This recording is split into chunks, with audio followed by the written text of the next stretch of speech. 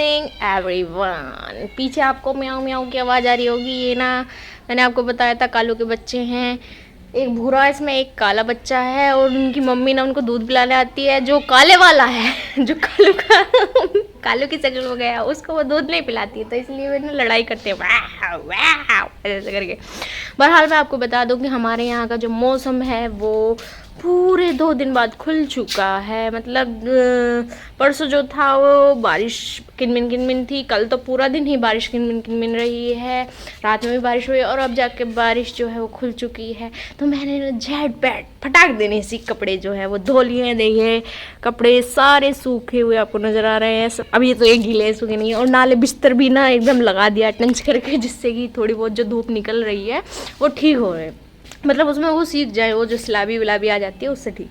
पर हाल अभी सारे में गीला हो रहा है। मैं सोच रही हूँ कि भगवान जी थोड़ी सा जो है हवा ववा चलाएं और धूप वूप निकालें, और जो हमारा घर है ये पसेब खा चुका है सारा वो हो जाए।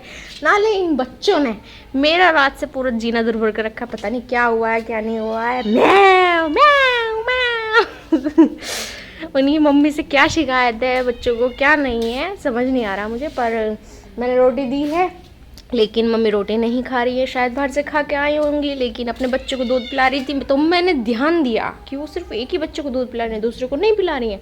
वो जो काली सी शक्ल का बच्चा है ना, जो भूरा सा है उसको दूध पिला रही है, जो काली सी शक्ल का है उसको दूध नहीं पिला रही। मैंने बोला ए दूध पिलाओ उसको स्वीटी, तो मुझे ऐसे ऐसे देख रही है। मैंने कहा ओ माय गॉड।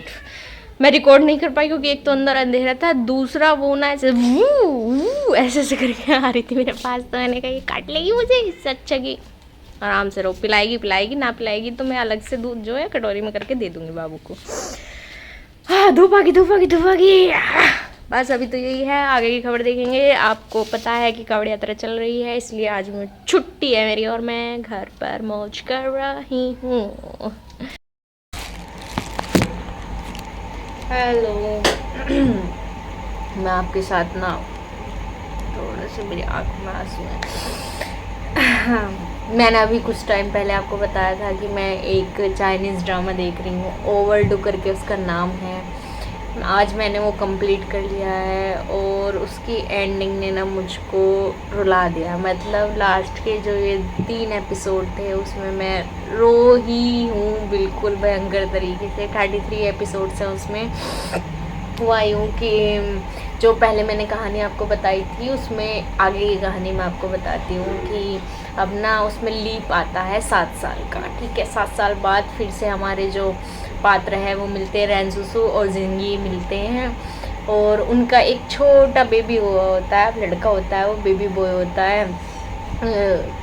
ओवरऑल वही लड़की जो होती है रेंजुसु जो होती है वो उसको छुपाने की कोशिश करती है, पर अनफॉर्चुनेटली या फॉर्चुनेटली कहिए कि बाद में उसको पता चल जाता है जिंगी को कि यही मेरा लड़का है, ऐसे है वैसे है। उसके बावजूद भी वो एक दूसरे को ना ब्लेम करते खेलते रहते हैं। देखिए दोनों की अपनी अपनी जो कहानी के कॉन्सेप्ट से मैं बता रही हूँ, दोनों को जो अपनी अपनी कहानी किरदार में निकल के आई है उसके हिसाब से दोनों ही अपनी जगह सही हैं।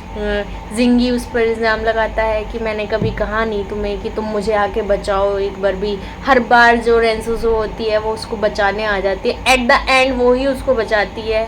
स्टार्टिंग बचपन से लेके अब तक बाद में उसको पता चलता है लड़के को, जब वो उसको ऐसे कन्फ्रंट करते हैं एक दूसरे से कि तुम मुझसे प्यार करती हो या नहीं करती हो। वो लड़की कहती है कि नहीं करती हूँ, तो वो पूछता है कि तुम फिर मुझे बचाने क्यों आती हो, मैंने तो तुमसे कहा नहीं कि तुम मुझे बचाओ। तो फिर वो उसको बताती है कि कहा तो तुमने तब भी नहीं था जब हम एक दूसरे को जानते भी नहीं थे, बचपन वाली बात, मतलब 19 साल पहले की बात वो बताती है उसको रियलाइजेशन होता है लड़के को कि ओ शिट, मतलब जहाँ से उसका गेम ही ओवर हो जाता कोई कहानी बनती नहीं, वहाँ पे उस लड़की ने जो रेंजुसु नाम है उसने उसको बचाया होता है। और फिर जो स्टोरी है फिर वो उसमें आगे बोलती है लड़की कि मैंने भी नहीं कहा कि कभी तुम मुझसे प्यार करो, तुम ही करते हो तो करते रहो। फिर ऐसे वो एक दूसरे के फिर दोबारा आमने सामने आ जाते हैं। लेकिन अब सिर्फ बेबी के लिए, बच्चे के लिए लड़का फिर दोबारा से बोलता है कि ठीक है, अगर हमें नफ़रत ही करनी है तो नफ़रत के साथ ही सही, पर हम अपने बच्चे को ना मम्मी पापा का प्यार दोनों का देंगे, क्योंकि दोनों की जो लाइफ है इतनी मिजरेबल रही है, इतनी ज़्यादा मिजरेबल रही है कि उनको पता है कि फैमिली क्या होती है। मतलब दोनों ही जो एक बोलते हैं ना कि ज़िंदगी जो जीवन में चाहते हैं वो यही चाहते हैं कि दोनों के पास ही फैमिली हो। तो ऑल ऑफ द कंक्लूजन यही निकल के आता है। लेकिन कहानी यहाँ से ट्विस्ट ले लेती है और कहानी में मोड़ आता है सस्पेंस, थ्रिलर और रोने का। ये मैं आपको नहीं बताऊंगी, आप एपिसोड देखिएगा। सब लोग मार दें यार, किसी की भी लव स्टोरी इन्होंने पूरी नहीं की। मेरे ना दिल पे इतने जोर पड़ रहा, मैं तुम्हें लग रहा होगा कि मैं हंस रही हूँ, पर मैं सच में बहुत रोई हूँ, बहुत रोई हूँ। एक भी लव स्टोरी उन्होंने कंप्लीट नहीं की। उसका भाई जिंगियो था, उसकी नहीं हुई। लीबोस था, उसकी नहीं हुई। खुद जिंगी ही नहीं हुई। रैनसुसु भी अकेली रह गई, और जो वो हाइन चोंग थी वो भी अकेली रह गई। और ये हुई ने तो मतलब उसने खुद को सेक्रीफाइस कर दिया, अपनी जान दे दी देश को बचाने के लिए। भगवान,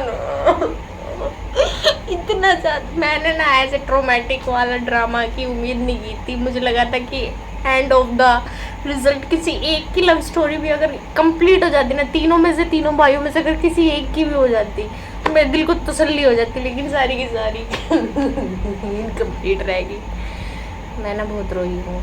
आपको लग रहा होगा मैं ड्रामा कर रही हूँ, पर सच में मुझे बहुत तकलीफ़ हुई है। मुझे इतनी ज़्यादा तकलीफ़ हुई है कि मुझे है ना, आप कोई अनोदर ड्रामा देखती मेरे। अभी एक के ड्रामा लॉन्च हुआ है, अवर स्टिकी लव। मुझे उसको देखने में बहुत डर लग रहा है, बहुत ज़्यादा डर लग रहा है भाई साहब। मम्मी, ओके बाबा।